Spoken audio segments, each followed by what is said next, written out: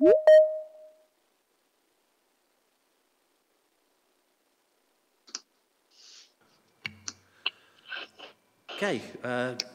good afternoon everybody. Happy New Year. It seems a long time ago.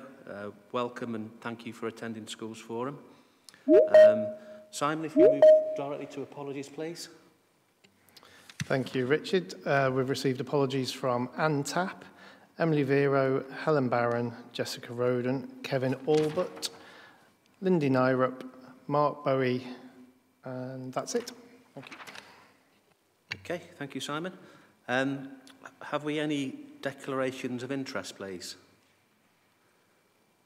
You'll have to forgive me if I keep looking at Tim because the screen is quite a long way away and I can't see people's hands up. Have we any hands up, Tim? No declarations of interest? Fabulous. If we can join the minutes of the last meeting and the matters arising together, I am going to be quite selfish and go through the matters arising first and pass it out to members. On minute 5, Steve Barr talked around Judy Wyman not being very well, and I sent her a get well card on behalf of Forum, so hopefully she received that. Have we any updates, Steve, on Judy? Is she back home or? Yes, she came back home. She was discharged from hospital somewhat unexpectedly and probably prematurely. I'm not quite sure, I can't remember now, but well before Christmas. I actually managed to call in to see her last week, and she is at home. She's coping. She had carers coming in for some time, but she's just about coping on her own now, and quite positive. So good news, rather better than I think we might have anticipated. Oh, good. If you pass on our regards, or certainly my regards, Steve, that'd be appreciated. Thank you. Yeah, will do. Okay, if we could move to minute 23 on page 15, the transfer of the 0.5 from the schools block to the high needs block. Tim, could you update us, please, on recent news? Yeah, good afternoon, everybody. Yeah, just to say that as we indicated at the last Schools Forum, that following the decision of Schools Forum, we submitted the disapplication request to the Secretary of State through the Education and Skills Funding Agency, and on Friday we received the decision somewhat earlier than we expected, but it was in a decision that was to approve our request. So the department has approved our request to transfer 0.5% from the schools block to the high needs block. As of Friday, as I say, we received that notification on Friday afternoon. Okay, obviously that was quite a big surprise. Have we any comments from the floor? Steve, I think I can see your hand up. Yeah, it's a two-part question actually to Tim. First of all, the notification, was it just that? Was it just the decision? And if it was, is there an avenue by which Schools Forum, if it is the wish of other colleagues on Schools Forum to do so, to ask the Secretary of State for the reasoning behind their decision? Because it seems bizarre to me that they should just come back with a decision without any explanation as to how they reached it. I thought I was waiting for the second part. Sorry, Steve. Was there a second part to that question? Alison Barnes. Sorry, what was that, Richard? I missed the... I was waiting for the second part to the... I thought you said there were two parts to question. Sorry. First part was there any explanation? And then the following on from that was the second part, really. If there wasn't any explanation, if it was the wish of Schools Forum, could we request the rationale behind their decision? So that was the two parts. It was sort of 1A and 1B, really. So in terms of, I was just getting the letter that we received, and I was just going to share it really. It said, after careful consideration of your application and supporting evidence, the Minister has approved the request for 24-25. You have provided a detailed management plan showing pressures and proposed savings. Whilst the Schools Forum did not approve this request, they are supportive of the broader actions of the management plan. And it does say, if you or interested parties in your area require further information or clarification on this decision, and then it does say we can contact them using the disapplication email address. So that's as much as we've had in terms of the confirmation. There is an email address there should we require any further information.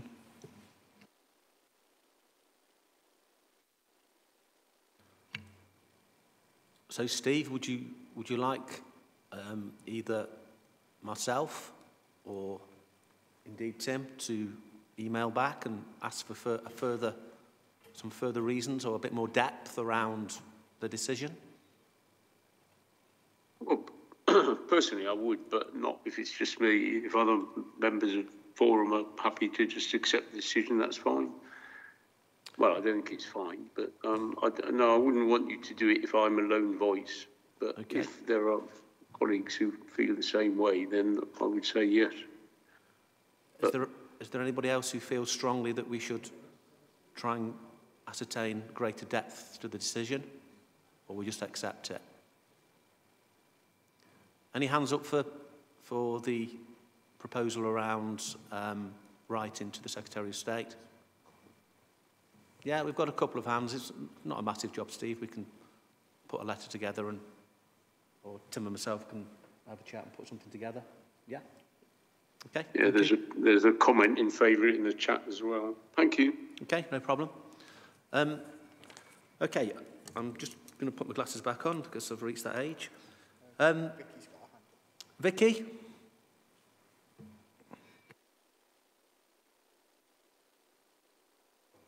Oh, sorry, Vicky, it's a legacy. Sorry, it's, legacy. A legacy hand.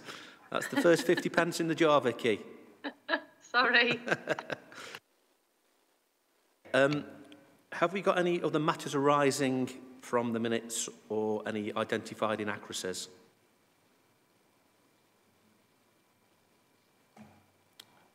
No? Everybody accepting of the minutes? Great, thank you, Simon. Okay. Item 5, decisions taken by the chairman under delegated powers. I'm going to pass this over to you, Simon. Thank you, Richard. So this is just for members to note. At the last meeting, as I was updating the Constitution, I also pointed out that the information in there that showed the breakdown of members in relation to the number of pupils that we have in the different areas. I'd also updated that. We update it at the start of each term. And we agreed at that meeting that we would just add that information to each meeting, just to let you know where we are in terms of members for the forum. So that's just for you to note. There are no changes. There have been a couple of transitions to Academy, but it hasn't impacted the membership at all. And as I say, I'll bring that to each meeting as we make the updates. Okay, thank you, Simon. Any questions on membership? Okay, thank you. So, moving on to item 6, notices of concern and licence deficit agreements. Melanie? Hi, good afternoon. The first paper from Entrust, just the usual notice of concern paper. No new notice of concern or licence deficits to report on at this forum. Short and sweet, Melanie, thank you. However, you have not escaped, because item 7 is the update. This is the update. Update for Staffordshire Scheme Finance in Schools, just a couple of amendments around notices of concern and licence deficits. The first point is there's been a change in job title from Deputy Chief Executive and Director of People, now referred to as Director of Children and Families, just a minor point. A couple of changes around the notice of concern and the reasons for issuing a notice of concern. Obviously, these will relate to Staffordshire maintained schools only. The first bullet point will now read, when years 2 and 3 of a school's published multi-year modeller indicate the school cannot operate within their in-year funding and reserves are not sustainable. So that's the first bullet point for issuing a notice of concern. We are removing a couple of reasons for issuing a notice of concern, and they will be revenue deficits where there's no recovery plan and a failure to set an in-year balanced budget. In terms of other changes, we're just adding a little bit of detail. What happens if a school doesn't actually abide by the notice of concern? And if this happens, the authority has the right to issue a warning notice. That's in line with the document referenced there, Schools Causing Concern Statutory Guidance. And then if a school does have a warning notice and doesn't abide by that, there's possible for intervention by the local authority, and that will be listed as well in the scheme. So that'll be things like requiring the governing body to enter into arrangements or appoint additional governor or an interim IEB. Again, at the bottom, I think there's just a couple of name changes, but nothing major in terms of those names. Okay, thank you, Melanie. Steve Swatton, I think your hand is up. Yes, hello, hi. Hi, Steve. I'm a little bit concerned with the new proposal of a notice of concern on the modeller in years 2 and 3. Being perfectly honest, if you are honest when you're putting the modeller together and including all the necessary inflationary things, etc., and not assuming you're going to make any massive savings that may not materialise.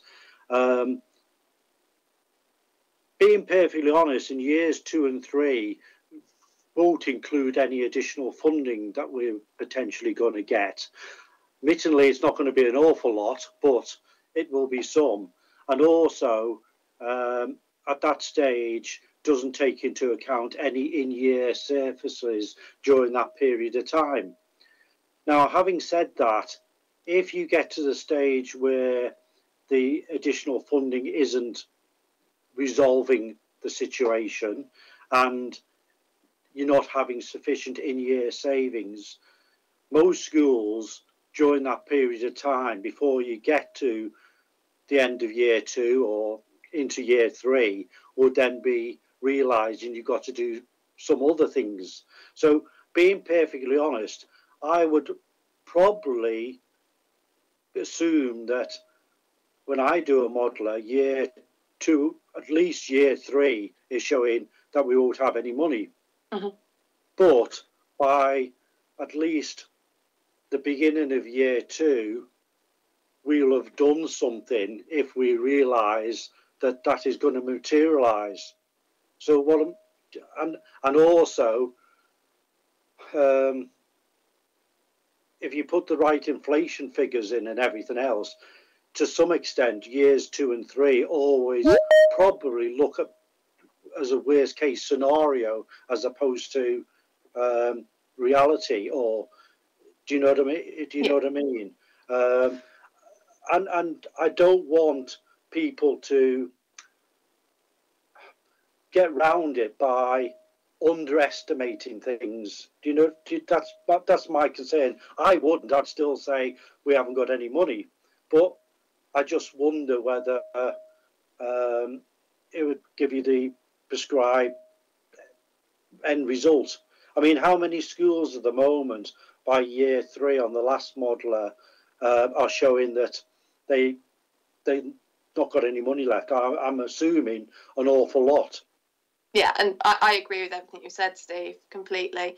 I think what we want to try and do is get in earlier still and support those schools who are looking at a deficit in year 2 and 3. I completely agree with you, especially year 3.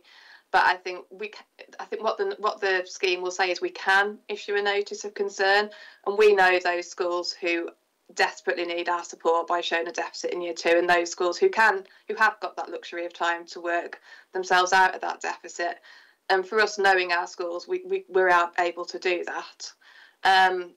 I think at the moment what we're seeing is that acting in terms of year 1, we're almost too late getting in to support those schools. So we're giving ourselves and the schools that time to make those changes to get themselves out of that deficit. Yeah. So in other words, a notice of concern won't necessarily be issued, But if you know the school via your officers and know how that particular school copes or would cope, you might judge them differently to one that don't really have a plan B, if you know what I mean. Yes, absolutely. Yeah.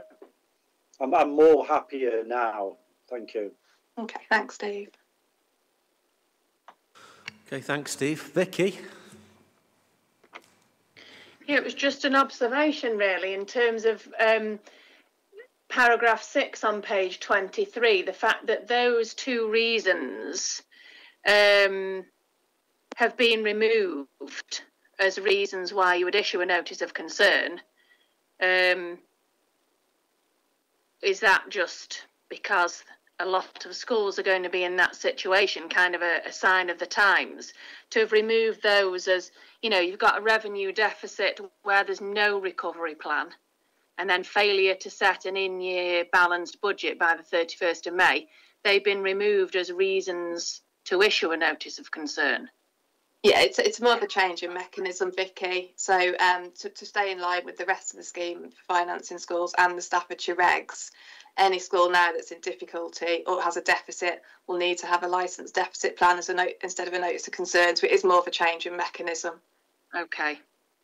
But as long as you've got a recovery plan, you wouldn't necessarily have a notice of concern. No, but we need schools to be working towards the plan rather than sitting on a notice of concern, and that's bringing everything in line in terms of the various schemes.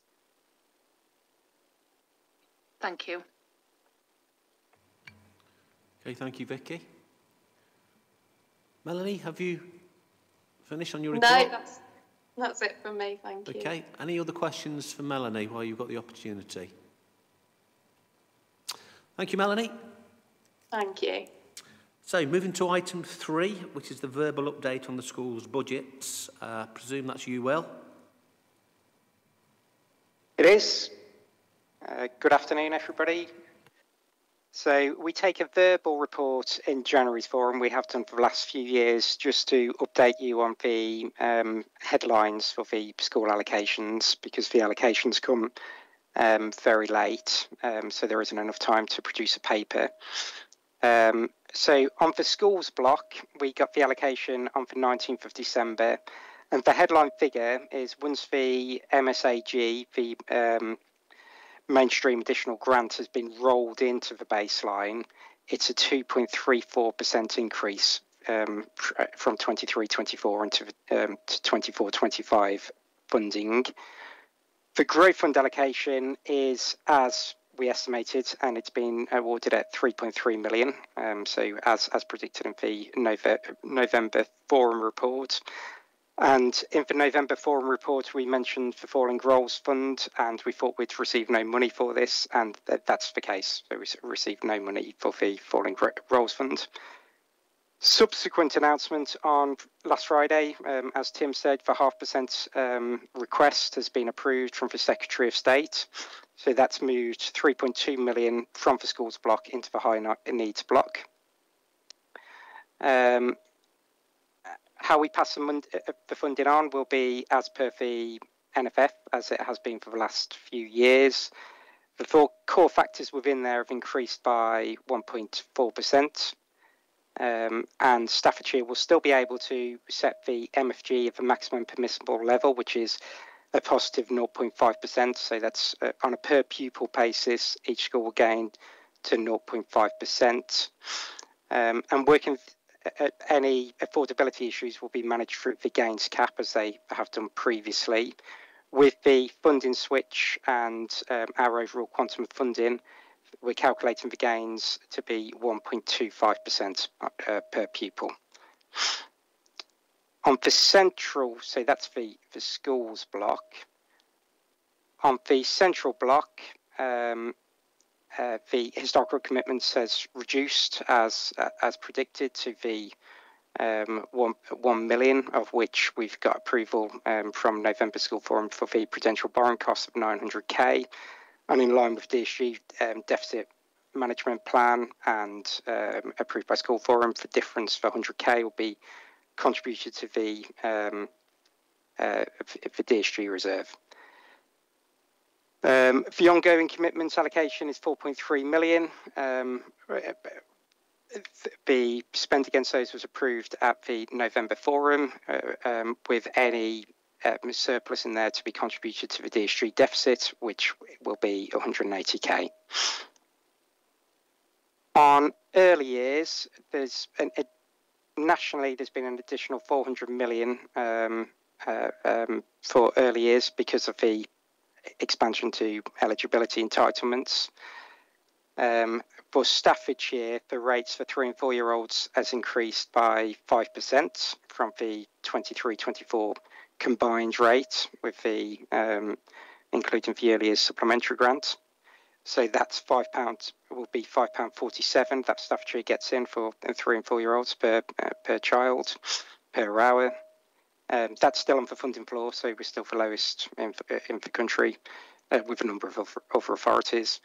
For 2 year olds, our rate has increased from the combined rate of from the 23-24 combined rate of £7.65 to £7.66, so it's only a 1p increase, which is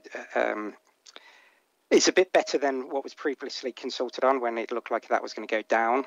And for under 2 year olds, from children from 9 months to 2, our rate will be £10.40, but that will kick in September 2024. So that's all I have on the update. Happy to take any questions. Okay, thank you, Will. Steve? Yes, Will, I don't know if you're able to answer this, but would you, going back to the 0.5 transfer to high needs, would you be able to give us just a very rough ballpark figure of how that would impact on the budget of an average size primary school and a medium sized secondary school, in terms of how much less they will be getting in their main funding? Not offhand, but what I can say is the affordability overall is managed through the cap. So we've had to cap the gains to 1.25% overall. So if it wasn't for the high needs switch, the cap would have been about 1% higher than that.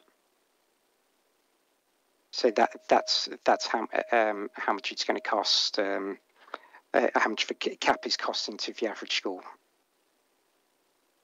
Okay, thank you. Philip? Thanks, Will. Thanks for that. But can you just say, are we having our usual meeting on the 30th of January to discuss the distribution of these? Yes. So for the early years rates, we've got the early years reference group on the 30th of January. Is going to be a budget setting meeting to discuss these. Thank you. And are we discussing the 2 year old rates? These are the rates from April the 1st, isn't it? Yeah, April the 1st. Yeah.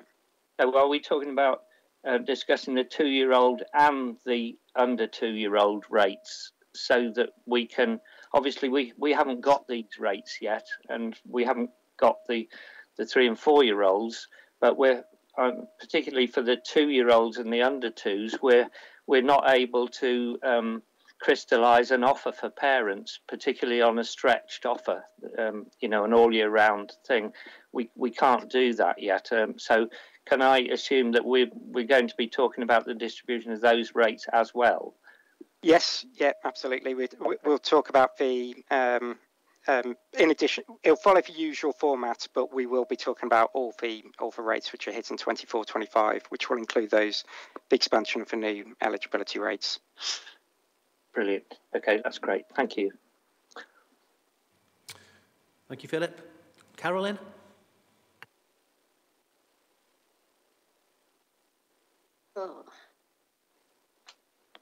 I'm not. Oh, I can get on here. Sorry, I'm on my phone. My computer wouldn't have it. Actually, my question was just answered. Philip had something similar, but I'm really very confused still by the first question of why we don't know the knock-on effect to the high schools and primary schools of what that's going to cost roughly, and how that's going to affect their budget. Why do we not know that? Well, we can know that. We've got the models. I just don't have that to hand, so we can work it out. It's just not something I can do right now. Next one then. Yeah, that's fine. That's enough. Thank you. And I apologise, Will, for springing it on you, but it was all a bit last minute. We didn't know about it till the beginning of this week, and it's been a bit of a hectic week. I think I would normally have flagged it up to you in advance, so I apologise for springing it on you in the meeting. Oh no, not at all, Steve. Okay, well, does that conclude your report? Have you anything to add? No, that's it. Thank you. Thank you, Richard. Okay, so anybody else would like to ask Will any questions around what he's just spoken about? No, thank you very much, Will. Which leads us on to item 9, which is the high needs block and the deficit management plan. Anthony?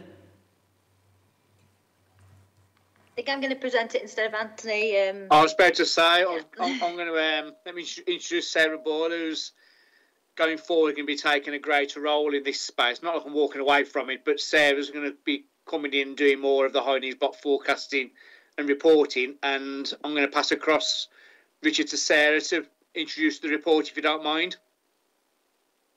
Okay, thank you, Anthony. Sarah. Okay, hi. So this is the high needs block update for 2023-2024. Happy New Year. As usual, this is a regular update report outlining the latest position on high needs block, given the ongoing pressures in this area. I won't go through the paper in full, as I presume all forum members have had an opportunity to read the paper already. But to summarise, the paper basically outlines that in Q3, the high needs block forecast overspend is 20 million, so no change from the previous forecast.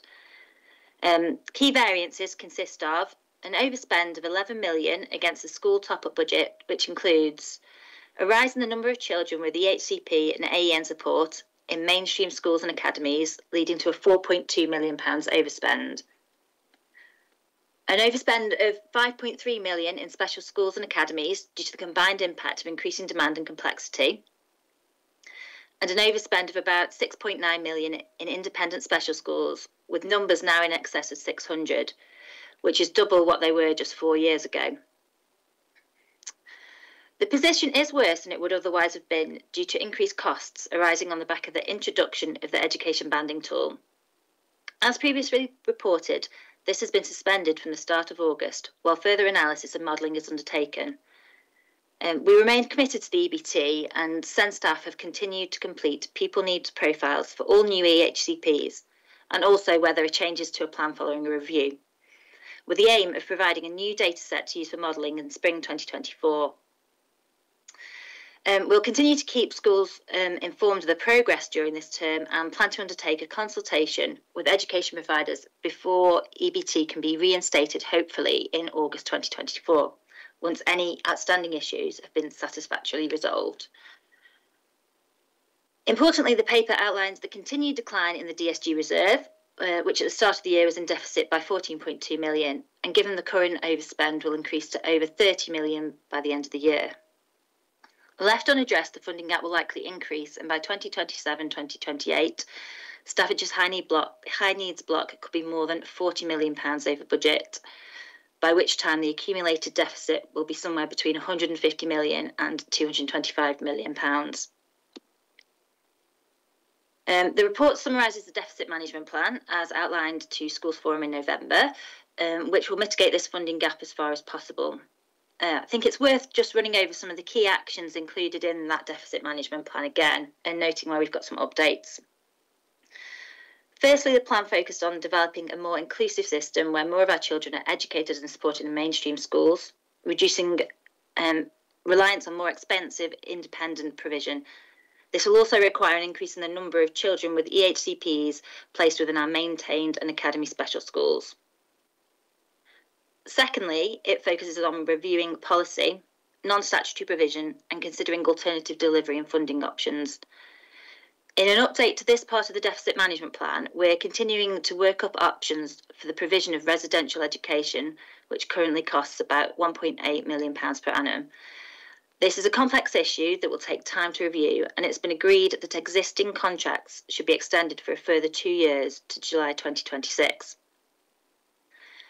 Thirdly, the plan highlights the need to transfer 0.5% funding from the schools block to the high needs block to be invested in the council's transformation programme. And we've already sort of gone through this. As you know, it was initially rejected by Schools Forum, and as we indicated we would, we made a disapplication request to the Secretary of State to approve the transfer. Tim and Will have already said, government confirmed that we can transfer the funds, and the funding is equivalent to around £3.2 million extra to the high needs block. Finally, the report goes on to confirm government funding next year for the high needs block will be around £132.4 million, which is £5.4 million higher than in 2023-2024. That's equivalent to about a 4% increase. While this is in line with expectation, it's significantly lower than in previous years and will not keep pace with the actual rising costs and demands that we're currently going to face. And a further large overspend is expected next year of around 20 million, even after allowing for the 0.5% funding switch. In the government guidance, the government have set an MFG level for 2024-2025 of between 0 and 0.5%. Given our forecast overspend and the accumulated deficit that we face, we plan to set the MFG next year at 0%. Happy to take any questions. Okay, thank you, Sarah. Thanks, Sarah. Sorry? I just thank Sarah for presenting that report. All right, thank you, Anthony. Yes, somebody else delivering this almost the same material, Anthony. Yeah. I've got some questions, but I'm going to patiently wait. Steve. Yes. Thanks, Sarah. Thanks, Richard. It's just a simple question. I probably should know the answer, but is it usual for the decision as to exactly where to set the MFG to be with the local authority? You said between 0 and 0.5%. Is that normal practice? If so, I've forgotten that. Yes, it is. It offers a decision within the confines of what the government set it at. Yeah. The limits, yes. But it's an officer decision, that, Steve. Okay, thank you. Thank you, Steve. Have we got any other questions to Sarah?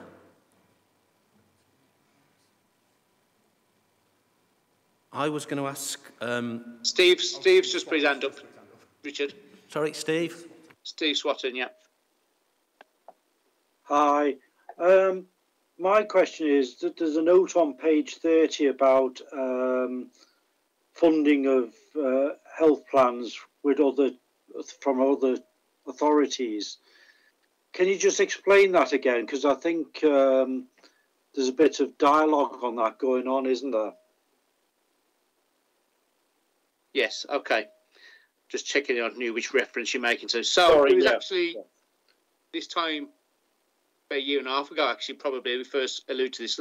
When they did the operational guidance a couple of years ago, they added clarification of inter-authority charges between, and it's relating specifically to looked after children under each authority's care. So, for example, if Cornwall, say, have got a child in their care that they fostered into a property in Staffordshire, so they're a resident in Staffordshire, historically, Cornwall will have continued to pick up the charge for their own children, or ownership of their own children and supportive of them. The government have provided clarification saying that they don't see the need for those inter-authority recharges, and that the authority where they're resident in should pick up the costs. Across the system as a whole, it wouldn't make any difference, naturally. I think they're trying to simplify the inter-authority recharges. It does make a huge difference to Staffordshire, which is a large importer of looked after children from other authorities. a lot of London borough authorities, for example, do foster out their children in care into the shires. So Staffordshire probably take on, if we apply the letter of the law, would cost about an extra £7 million per annum if that was adopted across the board. Because obviously there's some our own looked after children that we foster outside Staffordshire, which somebody else would start picking up the tab on. However, that for me doesn't feel right. In that regard, it almost encourages bad practice, in my opinion, about trying to foster children in your care outside your own environment. So I think it's a very difficult issue to get behind. Across the West Midlands, we realised the unfairness of this and the impact across all authorities, and we thought it was ill thought through from the government to put this expanded clarification, and they've actually reined back a bit, and Tim can probably expand on this. So Tim did receive a letter subsequently from the government realising that, so I'm just getting some bad feedback on them. So at the moment, across the West Midlands, which is where most of that intertrading will actually occur, really, from Stoke to us and us to Wolverhampton and the likes, we've agreed as a collective to carry on the existing practice. So we are fighting the tide on that at the moment, winning. And Tim and the team, I'm going to say, have done a grand job of that. However, naturally, it remains a risk that it could go the other way. And the government guidelines don't really support us strongly to fight that in the event. Tim, do you want to come in on that? Yeah, thanks, Ant. And I think you're right in terms of, at a West Midlands level, I think we've agreed that we would continue to operate what's called custom and practice, as in you're responsible for your own youngsters, irrespective of where they live and educated. I think what we are seeing, though, is greater challenge from across the country. I was only in a conversation with a different local authority last week, explaining our position around this, to say that whilst the guidance, I think, has been updated for next year, so there is a further sentence or statement that indicates that there potentially should be some recuperation or recoupment going on. And so I think that that's the ESFA's way of trying to provide some further support for local authorities such as Staffordshire. However, the issue hasn't gone away, and it's one that we are going to have to continue to have discussions, robust discussions with other local authorities that are trying to apply the operational guidance in its truest sense. Tim, can I just ask how much pushback you're actually getting? How insistent are some of the local authorities, or are they going away when you've given them a rationale?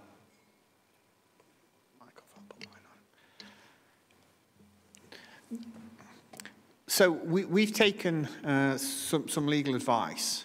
What I would say is let's put this into context of 52 local authorities. The last time I looked at the information, we have 52 different local authorities, youngsters living in Staffordshire with an education, health and care plan. So that kind of tells you the scope of, if you think there were probably slightly more than 152 now. So just under a third of local authorities have a youngster living in Staffordshire with an education, health and care plan. Currently, we've had discussions and robust discussions with 2 local authorities.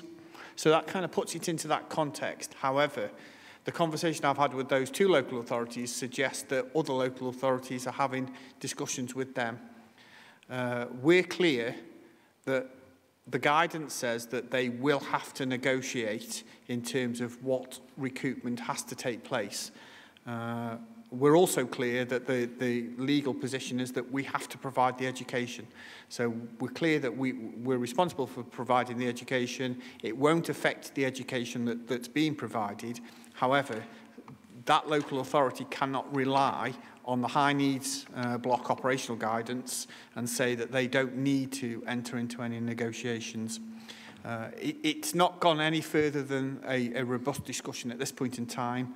I suspect in the future we are going to get to some kind of challenge, and whether that ever kind of ends up in some kind of court, I'm not quite sure, but it is challenging. So it's very much watch this space. Absolutely, yeah. Okay, thank you.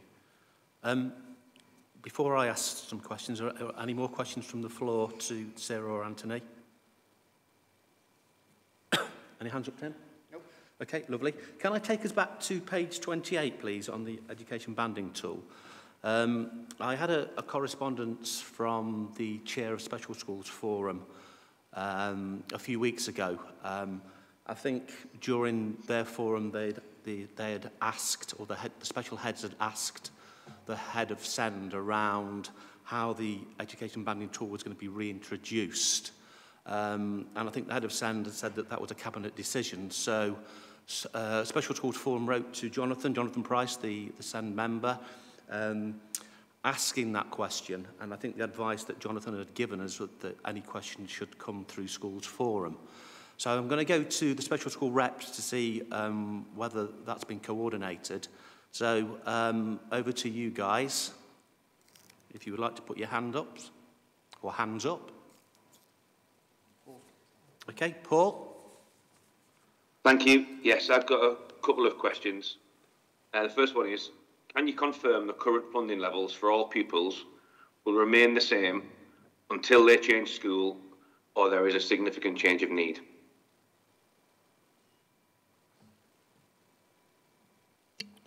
As I understand it, I'll come back in. Sorry. That from our perspective, that's what we'd confirmed. And so, yeah, unless there's a significant change, then the current arrangements remain in place. Okay, thank you. And my second question I've got is, special schools are now receiving consultations for September 2024. Can you confirm that funding agreed for these pupils for their starting will be guaranteed until they change school or they have a significant change of need? Yeah, again, exactly the same process, because they'll be using the current matrix level. So from that perspective, then we would have to say that once we've agreed a place and once we've agreed the funding arrangements for that place, then we would continue to honour that. Thank you, Tim. Kim? Hiya everybody, I'm sorry, I've got a bit of a croaky voice at the moment. I sound a bit like Macy Gray or Marge Simpson, so just bear with me.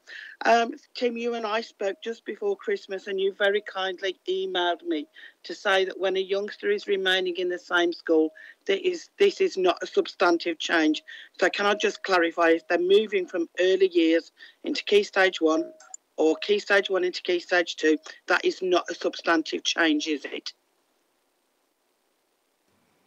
I think Hallett's on the call, but as from my perspective, then it would be remaining in the same school. So no, it's not a substantive change. But I would just, I think Hallett's there. If Hallett could just come in just to confirm that. Thank you, Tim. Hi, Kim. That would be my understanding as well, Kim. I think we're talking about a substantive change in need leading to a substantive change in provision that would warrant a de facto adjustment in the EHCP. So I would agree with Tim's conclusion. Okay, thank you. My next question is, when will we find out as special heads what the new banding levels will be? Again, I think one of the things that's happening in the spring term, Kim, is we're using the information that we've gathered around the autumn term to start to, and again, the context around this is that we've always said, haven't we, the education banding tool should be cost neutral, and so shouldn't cost any more, shouldn't cost any less than the matrix. My view is that we'll do some of that work over the spring term, and so to some extent when we start to introduce the banding tool again, it will be sometime during the summer term. That's when we will start to have those negotiations around what those banding levels might look like. I'd just refer back to Paul's question.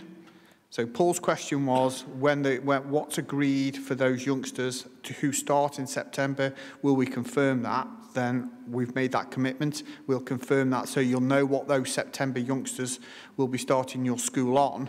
In terms of the new banding rates, that will then will change when a youngster either has a new plan or a significant change takes place, and that's when we would then start to re-implement the banding tool as we did previously. Okay, thank you. This is probably for you, really, Hallett. I'm actually getting consultations now for September 2025. And, if I don't know what the funding level is going to be, I don't know if I can say that, yes, I can meet needs, or no, I can't, because I don't know what staff I'm going to have in place.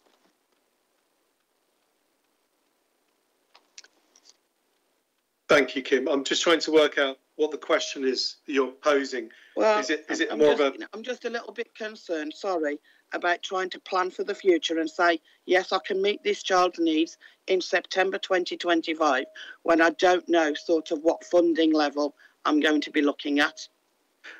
Absolutely. I hear that that's going to be a significant challenge. I guess we're in a position where we're trying to be proactive in terms of our consults, and our phased transfers are looking good for this year as they were last year. But equally, some of the teams are already starting to consult for phased transfers for the following year. All I can say, Kim, is please bear with us. We are going to be working on this over the spring and summer term, and hopefully we'll have some clarity going forward, or we will have some clarity going forward. That's all I can say on that matter, Kim. Okay, thank you. Tim, do you want me to come in on that as well? Yeah, you can do. Yes, Anthony, you need to come in on this after you escaped reporting on the last report. As you did recognise the word, Richard, around a lot of that, I assure you, I have been on the ground in this matter.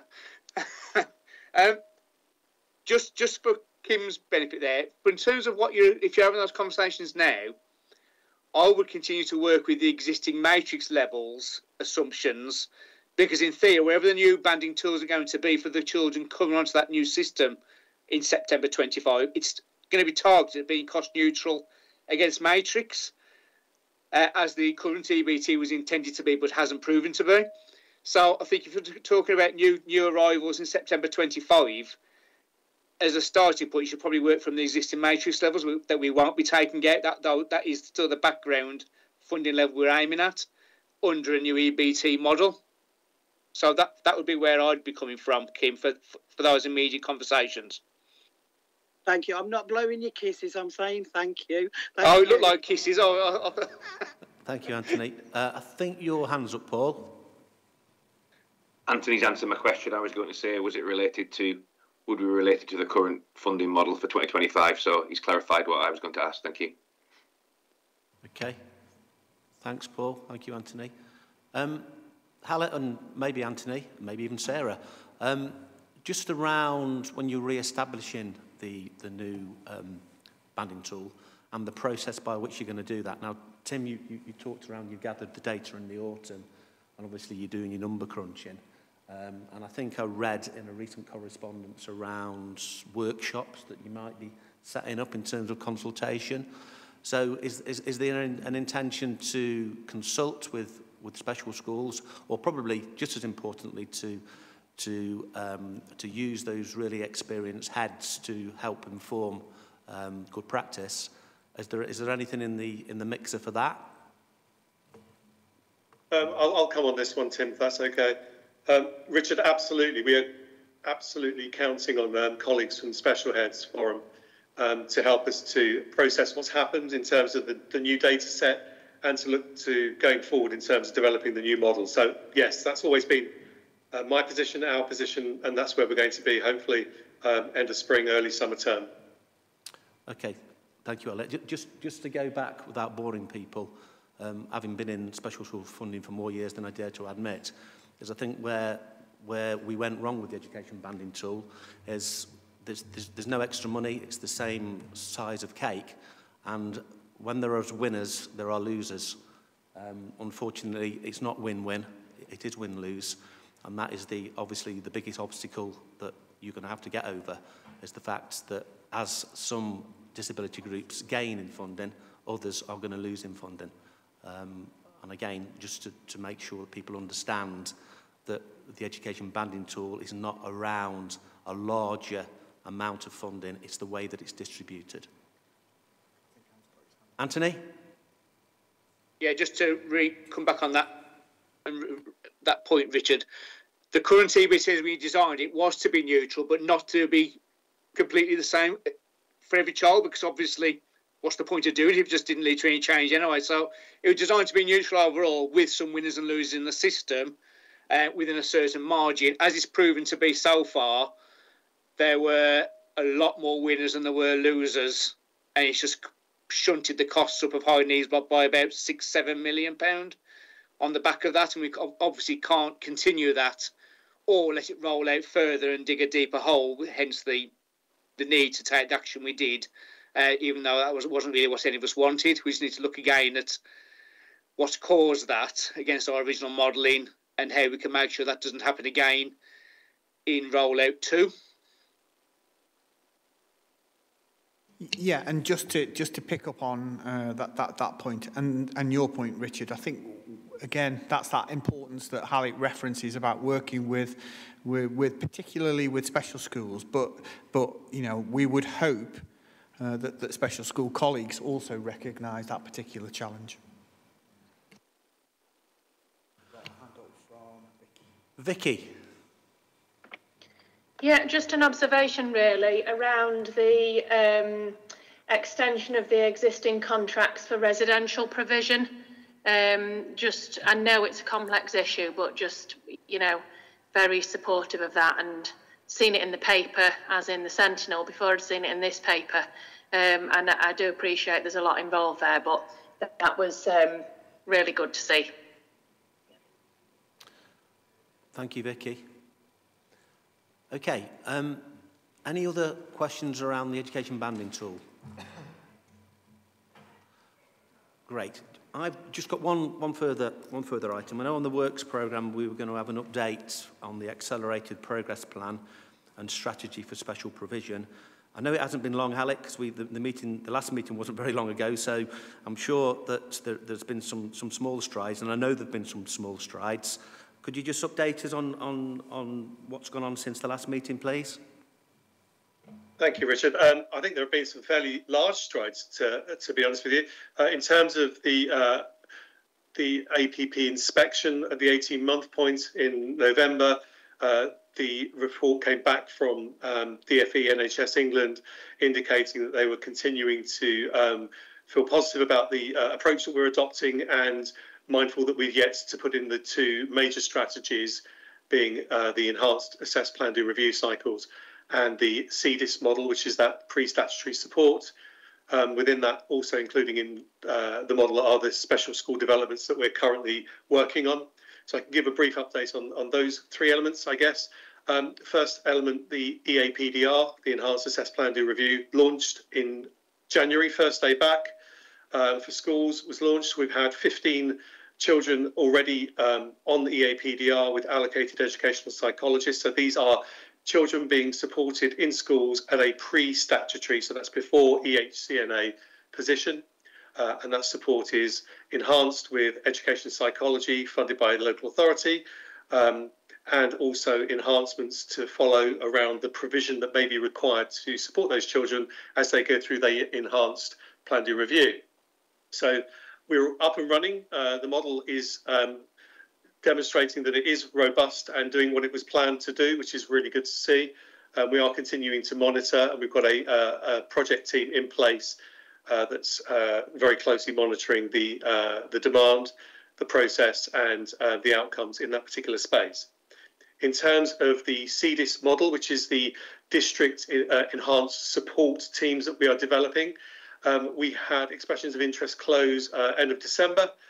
We have had 20 expressions of interest for the proposed 8 CDIS teams, and these are expressions of interest from groups of schools.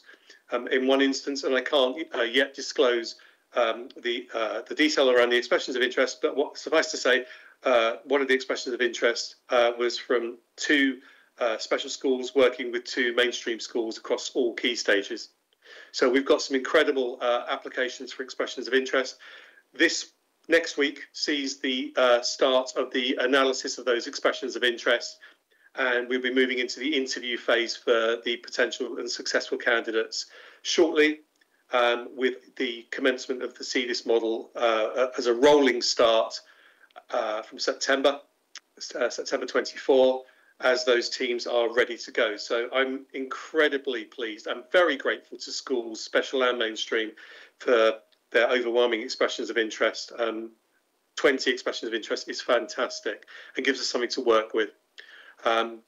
In terms of the special school developments, we've had 7 that are going forward from the initial cohort of expressions to develop further provision in line with the gap analysis.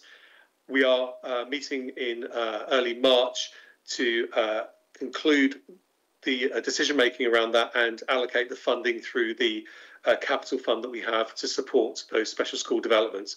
One of the initial projects is already started and the build has commenced. So we're making good progress in that space as well. So since we last spoke, there's been some pretty big developments. I'm really looking forward to coming back to Schools Forum for the next Schools Forum to let you know where we're at with those developments. Thank you. Thank you, Helen. Have we any questions from the floor? Any hands up, Tim? No? Thank you very much, particularly Sarah for the update, which moves us on to item 10, which is the 2-year-old and under funding consultation. Will, back to you, please. Yeah, thanks, Richard. So this is the consultation, we'll get that feedback, following the early years of introduction, the expansion of the government's entitlement to the 2-year-old funding for working parents and the expansion to 9 months and to 2-year-olds eligibility age range 2. So the executive summary says, in the 2023 spring budget, announced additional funding for the existing early years entitlements for working parents by expanding the 30 hours free childcare offer from the point their child is 9 months until they go to school. And that will be on a phased basis from April 2024. So to comply with the government's requirements, VLAs have to consult with all early years providers, which has already taken place, and Schools Forum. So this is for consultation with Schools Forum in line with government guidance. There's no change to the 3- and 4-year-old funding formula, so we're not consulting on that because we're not planning to change that. So for recommendations of the report is that the members note the results of a statutory consultation with all providers, which has already taken place, which is reported on Appendix A. For School Forum members, note the proposals of the earliest funding formula in this report and consider, recommendation 3 is for members to consider and comment on those proposals. So the background, paragraph 4 and 5 introduces that if the government's 2023 spring budget announced additional funding in the extension to entitlements for early years childcare for working parents, up to the 30 hours for 38 weeks from when their child turns 9 months. And paragraph 6 shows how that will be phased in. So from April 2024, all eligible working parents of 2-year-olds can access up to 15 hours. In September of this year, all eligible working parents of children aged 9 months to 3 years can access 15 hours. So the expansion there is for 9 months to 2-year-olds. And then from September 2025, all of those 3 age groups can get 30 hours free childcare. Paragraph 7 just mentions that the EYPP and DAF will be expanded for those age ranges too. And paragraph 8 shows how the government funds for local authority. So for 2-year-olds and under now, the funding model that we, the local authority, receive from the government will follow the same basis as what we currently receive for 3- and 4-year-olds, which is an amount per base rate plus an additional needs factor times by an area cost adjustment. So the amount of funding we get in for 2-year-olds will change to this funding model, which is already in place with 3- and 4-year-olds. And the government have made a slight tweak on that additional needs to include a DACI as a factor, which is income deprivation factor in child index, which is a deprivation factor we use to pass out funding. The local authorities must pass out at least 95% of each of their funding entitlements into to providers, and a pass-through can can be considered as a base rate. Any supplements, including deprivation, special educational needs inclusion funds, which is SENIF funding, which we have a local arrangement so that we keep that within the 5% in order to maximise the pass-through rate, and contingency funding. So that's the model in place for 3 and 4 year olds currently, which is now being expanded into 2 year olds and under, which is the change from the formula.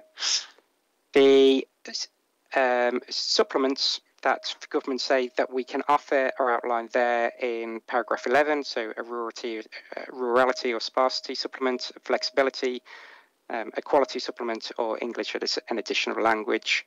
Paragraph 12 is quite key. Any supplement chosen will have the effect of reducing the base rate we can pass on to providers.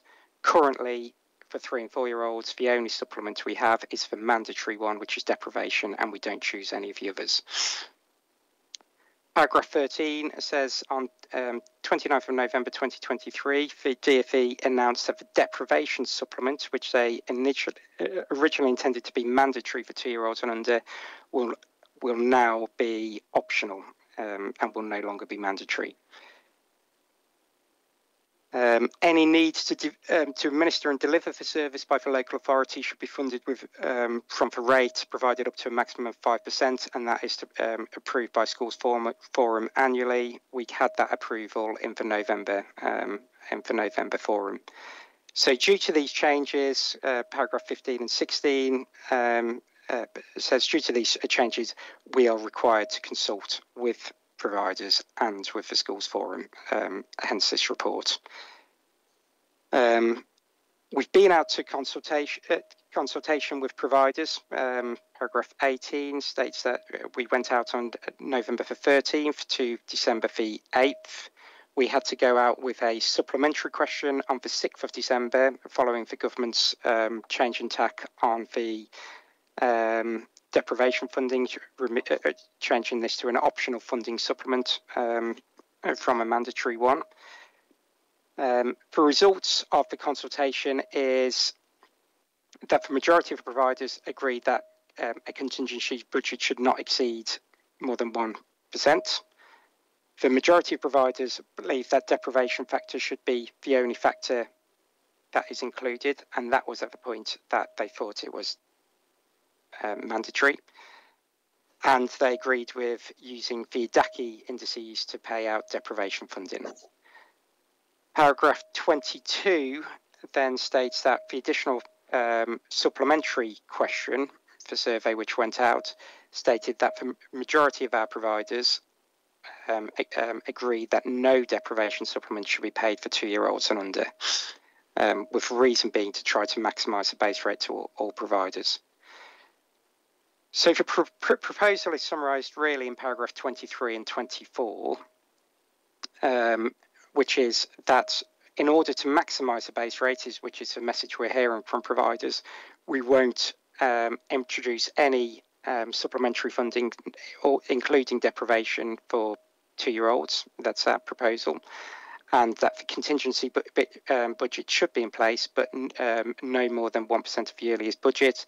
And if underspent, as is planned with as is processed with the 3 and 4 year olds currently, it will be returned to providers the following year. Moving on, then if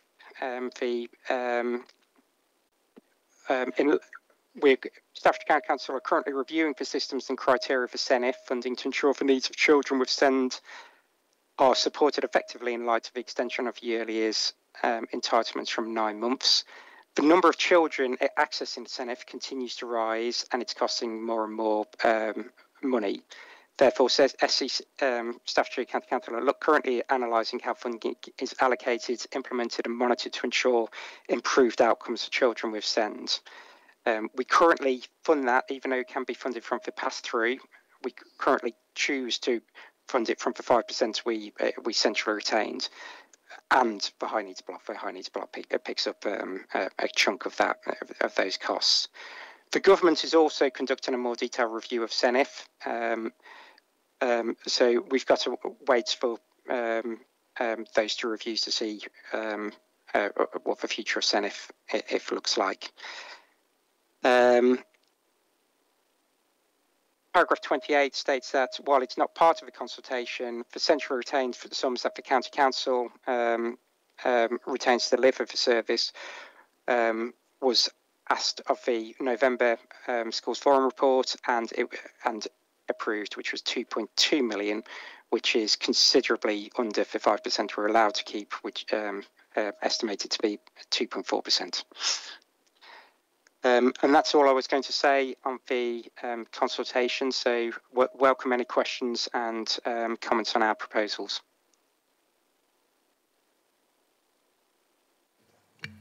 Philip. Thanks, Richard, and thanks, Will, again. I think it was a very good exercise, and I think, or we think, you know, in conversations we've had amongst ourselves in the PVI providers, that it's a good outcome, the best outcome we could have expected, really. Just a comment on the survey results, though. It is it's a shame that there is such a high proportion of answers coming back in the unsure category, but I just think that's a reflection on how complicated the distribution decisions about the distribution are. But nevertheless, I think the right outcome has been achieved for it. So it was a good exercise. Thank you. Thank you, Philip. I agree with that. Some of the unsure comments are a considerable percentage of the answers. So it was a bit of a shame on that. Okay, thank you, Philip. Well, Steve. Yes, thank you, Richard. It's a very general question, probably not one for Will, but there are numerous reports nationally that whilst there is an entitlement to 30 hours, that a lot of parents are not able to access it for various reasons, not least of them the pressures on the sector. Is that, do we know, is that a problem in Staffordshire, that there just isn't the provision to enable parents to access those full 30 hours if they want to? Probably have to hand over to someone from Tim. I was just going to say, do you want me to kind of pick? Yes, please. Yeah. From the information that we've got currently, Steve, is that there doesn't seem to be an issue with access to provision for parents. I think sometimes it might be where it is, and certainly if you talk to early years colleagues, and there aren't any on the call today, that one of the things that they would do is support any parent who's struggling to find that provision, to find some provision for their youngster. But it's not something that is a significant issue currently across the county. Thank you. Thank you, Steve. Sadie? Hi, yeah, on the back of that point, I think it's important to note that we are full in our baby unit up until June 2025. We've got a full waiting list, so the access to provision, I think, is becoming harder for parents. But it's nice to see that the deprivation isn't being taken off the 2-year funding. And like Philip says, it is worrying how many providers are put unsure when we are about to, as you know yourselves, go into a massive, we're going to increase our admin massively with this the funding task that's coming in.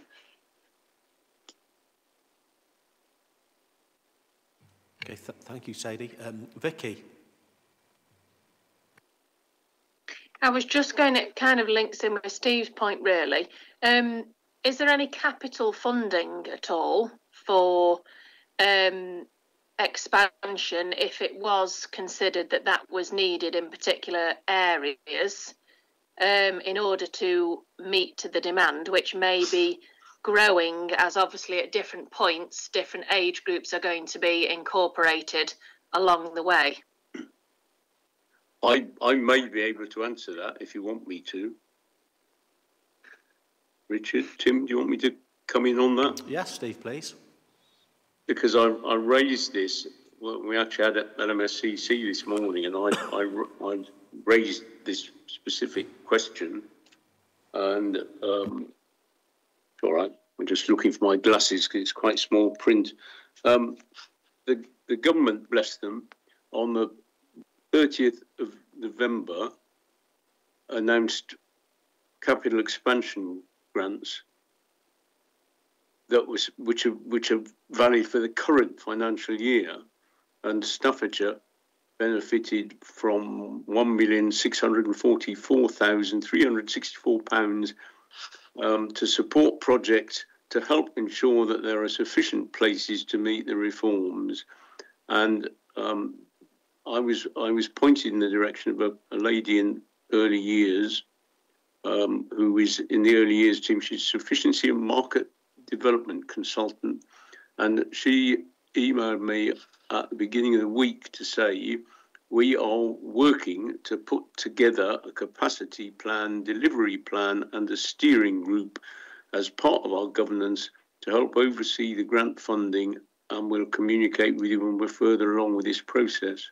So there is some funding, over £1.5 million, and the early years team are working on a delivery plan, if that's helpful. Very, thank you, Steve. Do you know the name of the lady?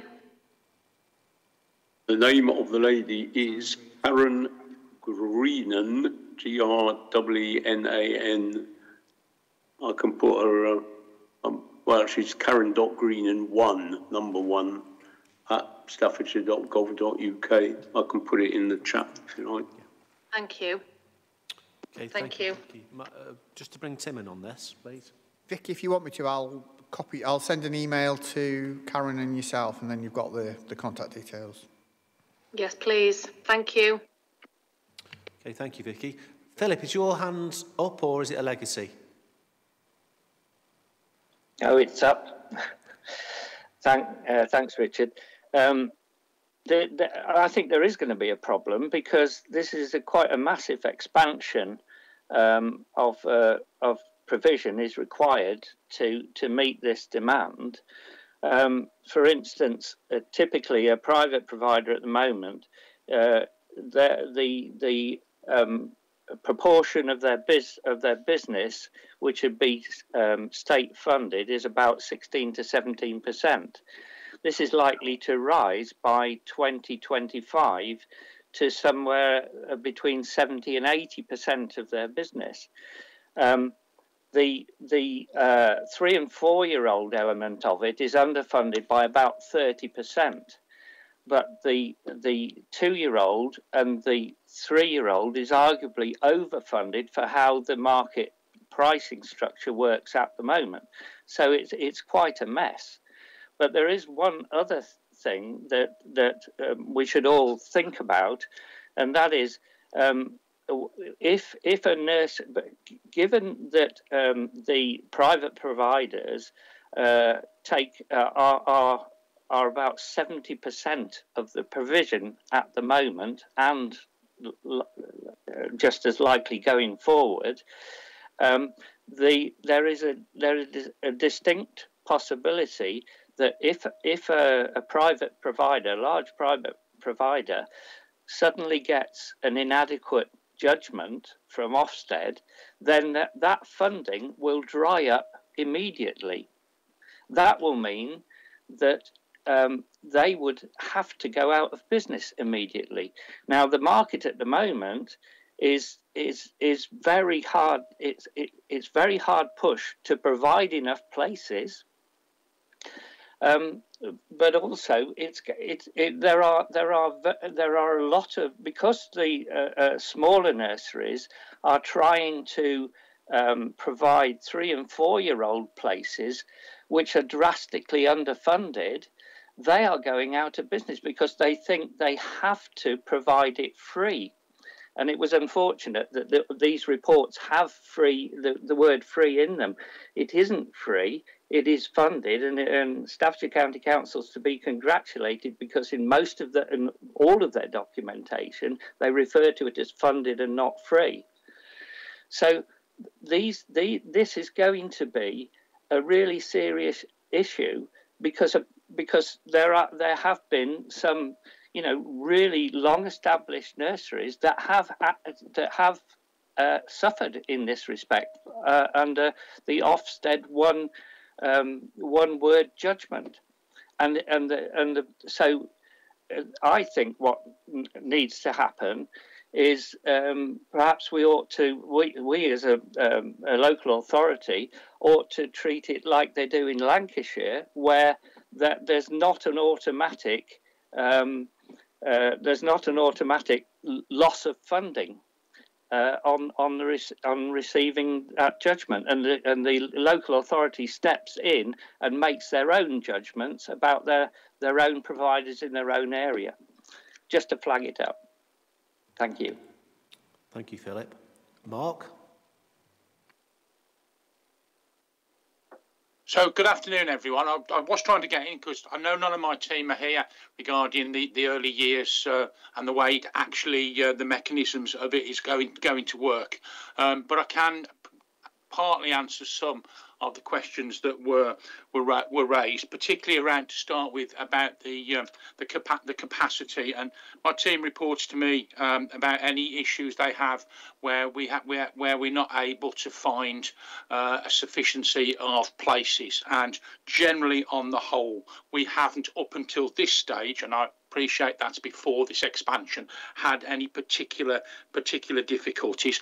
Steve is dead right on the capital funding, and the team are working particularly hard, not just on that, but on the whole system of how we are going to work the mechanics of this and how it's going to be done, which, as I think has been indicated, is quite challenging. And on Philip's point, yes, just looking at this report, it does sometimes say free. On the most of the time, it does say funding. It was particularly on my insistence a few years ago that we used the term funding, because I do think the points you make are very right. And I just wondered, in the general theme, whether actually, and obviously not a matter for myself, but a matter for Schools Forum, whether it's worth having an item agenda on this at a forthcoming meeting, and somebody from the early years team can actually update who've been working on it and will know the ins and outs of it.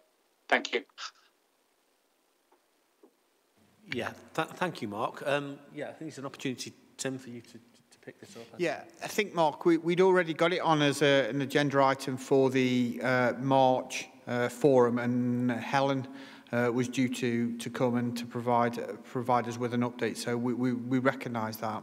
In terms of the capacity, I just want to confirm I was answering the question around have we got enough capacity now? And the answer to the question, have we got enough capacity now, I think you've confirmed, Mark, is yes, we have. We're closely monitoring that, and appreciate, Philip, some of the particular challenges that you talk around in terms of the funding and whose accesses it. But in terms of, just want to clarify, the question around current capacity was, yes, there is enough capacity. Thanks, Tim. Can you just pick up the sustainability item around the Ofsted and how precarious it is to be in early years? And I'm just wondering what the local authorities' views were on that. I can't personally comment. I guess what we can do, we'll take it away and we'll have the conversation and bring it back. I think, Philip, again, you've got your hand up, and Mark. Yeah, I think, yeah, sorry, I mean, I did make a note of that, and then I didn't mention it. I think that's a particularly good point, and I'll make a point of asking the team around that so they can include something in that March update on that. Philip, legacy or fresh? No, fresh one. Sorry about that. No problem. As regards capital, the capital funding, my thoughts on that were that it's not a lot of money to spread over a heck of a lot of providers. I mean, we just recently we've spent 1.8 million on our larger nursery, and we're about to invest another 2 million on the smaller one.